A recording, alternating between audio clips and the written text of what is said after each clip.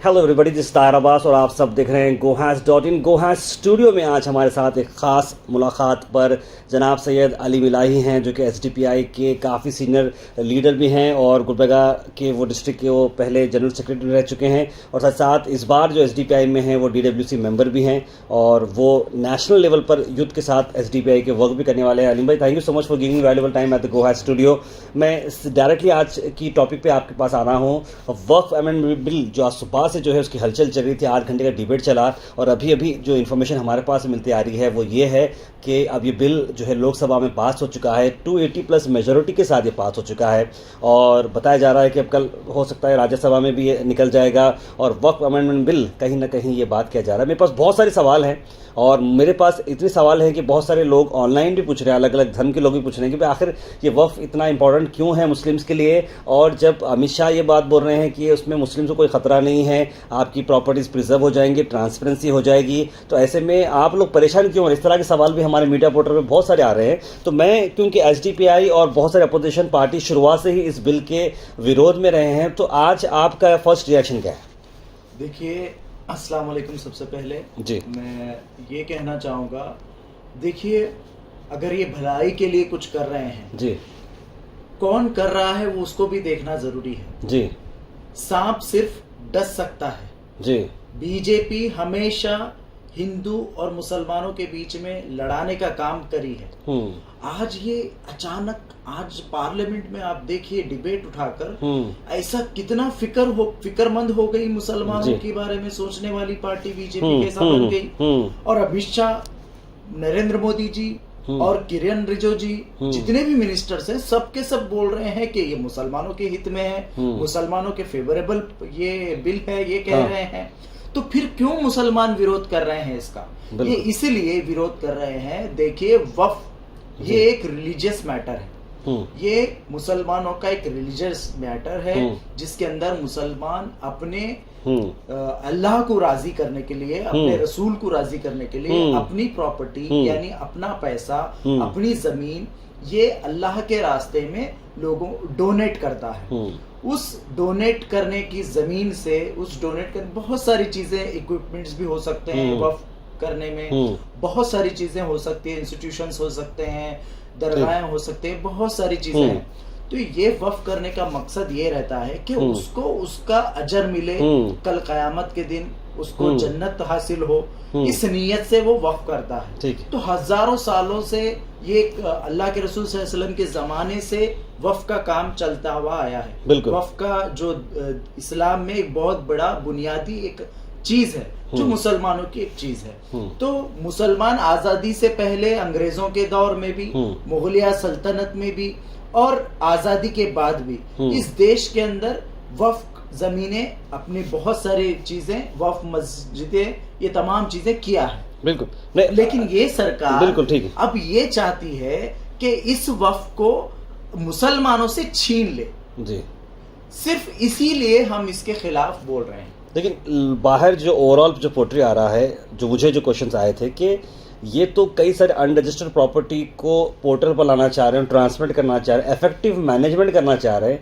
ये सवाल पर, इस जवाब पर आपका मतलब क्या रिएक्शन कि भाई आपकी प्रॉपर्टी मैनेज होकर अच्छे तरीके से हो रही है तो क्या प्रॉब्लम है आपको? ट्रांसपेरेंसी ये बेवकूफ बना रहे हैं। अच्छा। ये झूठ बोल रहे हैं। हाँ। इन्हीं की सरकार ने 2014 के जो मुख्तार अब्बास नकवी, हाँ, ये भी माइनॉरिटी मिनिस्टर थे, इन्होंने ही राज्यसभा में राइटिंग में खुद सुप्रीम कोर्ट में इन्होंने एफिडेविट दिया है, जिसमें इन्होंने कहा है तमाम इंडिया की जितनी भी वक्फ प्रॉपर्टीज है वो तमाम प्रॉपर्टीज ऑलरेडी डिजिटलाइजेशन हो चुकी है 97.99%। अच्छा, तो फिर कहीं का आप डिजिटलाइजेशन करना चाहते हैं? किस चीज का आप रजिस्ट्रेशन करना चाहते हैं? ये बेवकूफ बना रहे हैं लोगों को। ये सिर्फ और सिर्फ डिस्ट्रैक्ट करने के लिए ये बिल को लाया गया है। इनके पास कुछ काम नहीं है। आप अगर बीजेपी और नरेंद्र मोदी सरकार जब से 2014 से अब तक भी, ये प्राइम मिनिस्टर बनने के बाद अभी तक भी इन्होंने जो वादे किए थे, अच्छे दिन के वादे किए थे, 15 लाख नौकरियों की बात कही थी, 15 लाख अकाउंट में कैश की बात की थी और 2 करोड़ हर साल नौकरियों की बात कही थी। बहुत सारे इन्होंने वादे किए थे। इन्होंने काला धन का भी वादा किया था।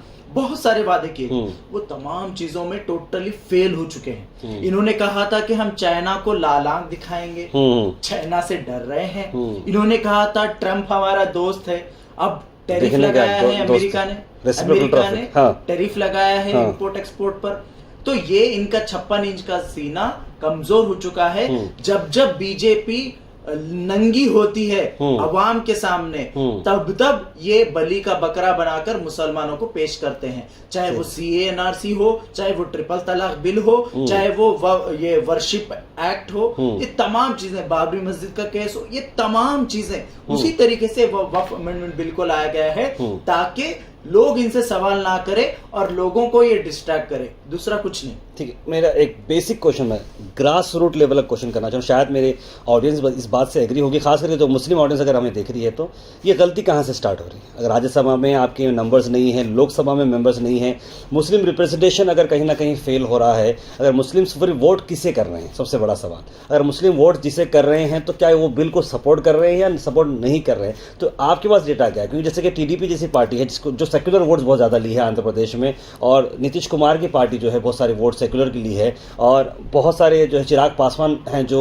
सेक्युलर अपने आप को बता रहे हैं, ऐसे पार्टीज भी अगर आकर दूसरे अलायंस में बैठकर इस बिल को सपोर्ट कर रहे हैं, तो जो वोटर्स इन्होंने जो वोट लिए हैं उसके बारे में आपको क्या ख्याल है? देखिए, वही तो मैं बता रहा हूँ, ये जितने भी so called secular political parties बनते हैं, अपने आप को कहते हैं, ये सब अपॉर्चुनिस्ट हैं। ये जब भी मौका मिलेगा कभी इसके गोद में जाकर बैठेंगे, जैसे JDS BJP के गोद में जाकर बैठी है, बिल्कुल वैसे ही पासवान है, चिराग पासवान है, उनके फादर से लेकर ये कहीं पर भी रहो, चाहे वो इंडिया अलायंस UPA सरकार में हो तो भी मंत्री होंगे, और BJP NDA में रहेंगे तब भी मंत्री होंगे। ये लोगों को पावर के भूखे हैं।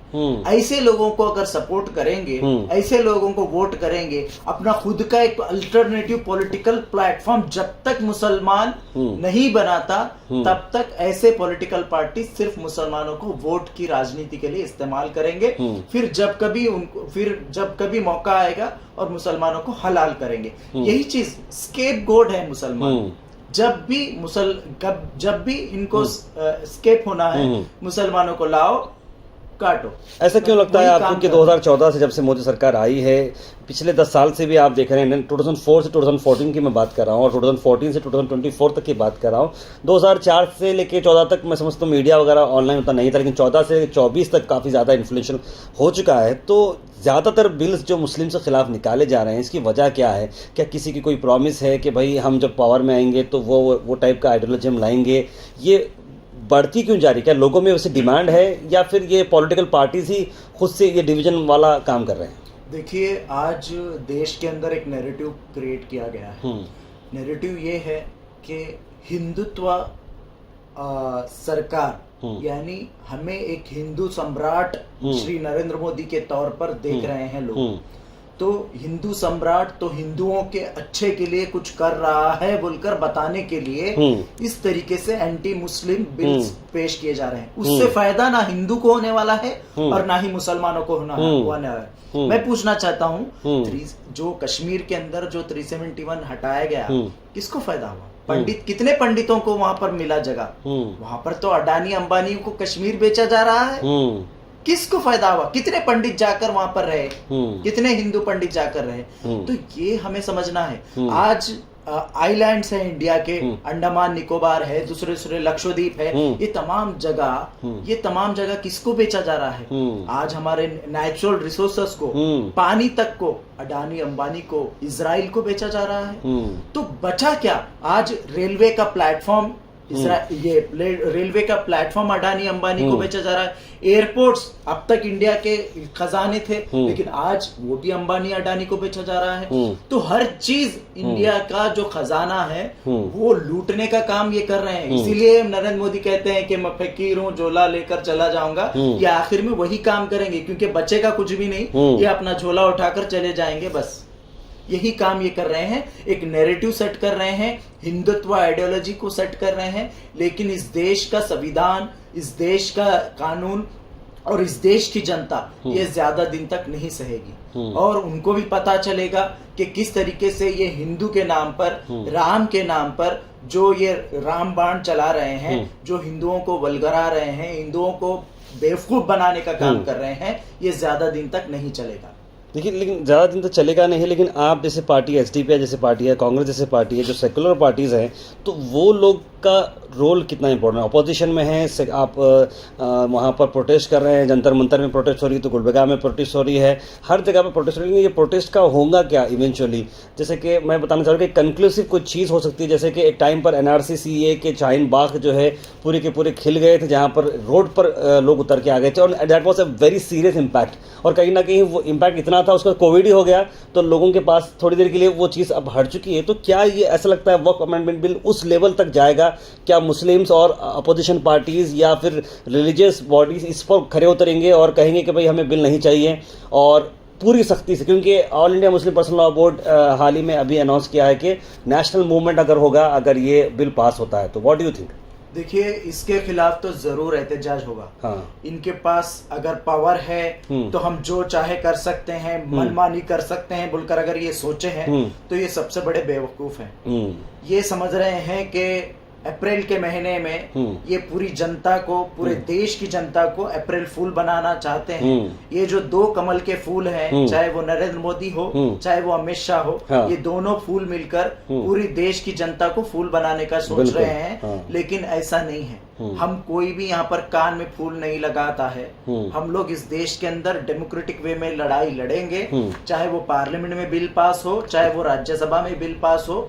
जिस तरीके से किसानों ने अपने एहतजाज किया था, जिस तरीके से सीए एनआरसी का एहतजाज हमने किया था, उसी तरीके से वक्फ बिल के खिलाफ भी गली गली से लेकर दिल्ली तक एहतजाज होंगे। वो तमाम पॉलिटिकल पार्टीज, तमाम ऑल ऑर्गेनाइजेशंस मिलकर इस देश की जनता और इस देश का मुसलमान प्रोटेस्ट करेगा। एक डेमोक्रेसी में प्रोटेस्ट करना ये हमारा हक है, ये हमारा फंडामेंटल हक है, और ये कॉन्स्टिट्यूशन के खिलाफ ये लोग काम कर रहे हैं। आर्टिकल नंबर 25-26 के खिलाफ ये लोग काम कर रहे हैं। तो हमें संविधान को बचाना है, वक्फ को बचाना यानी संविधान को बचाना जैसा है। इसीलिए हम लोग सड़कों पर उतरेंगे। ठीक है, वक्फ अमेंडमेंट बिल के बारे में बता रहा हूँ कि जो विरोध जो हो रहा है, अब आपके पास कोई पॉइंट्स हैं कि जो पॉइंट्स इसमें इंक्लूड, जैसे अमित शाह बोल रहे थे कि नॉन मुस्लिम इसके अंदर नहीं आएगा, क्योंकि बहुत ज़्यादा चर्चा चल रही थी कि नॉन मुस्लिम भी इस बोर्ड के अंदर रहेगा। तो उन्होंने कहा कि नॉन मुस्लिम नहीं आएगा इसके अंदर, क्यों हम रिलीजियस पार्टी के अंदर नॉन मुस्लिम को रखेंगे? झूठ बोल रहे हैं वो। हाँ, तो ये वो आज पार्लियामेंट में उन्होंने झूठ कहा है। अच्छा। उनके क्लॉज में खुद मेंशन है कि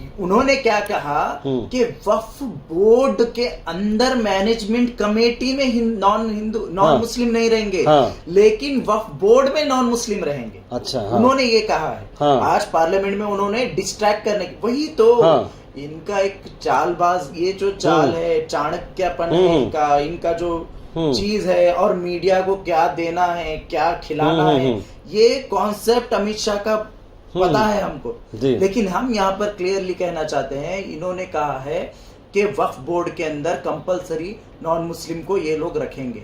और पूरे वक्फ कमेटी को कौन चुनता? स्टेट गवर्नमेंट चुनती। उसमें चेयरमैन कौन बनाना, कौन डिसाइड करते? State government. स्टेट गवर्नमेंट किसके हाथ में है? इनके हाथ में है। जब पावर इनके हाथ में आता तो इन स्टेट गवर्नमेंट के अंदर चेयरमैन किसको बनाएंगे? नॉन मुस्लिम्स को। भाई, आप एक रिलीजियस मैटर को, मुसलमानों के रिलीजियस मैटर के अंदर आप नॉन मुस्लिम को कैसा इंक्लूड कर सकते हैं? आप उसका directly article number 25-26, article number 14 India का कॉन्स्टिट्यूशन कहता है कि मुसलमान या किसी भी धर्म वाले अपने हिसाब से अपने मजहबी चीजें कर सकते हैं।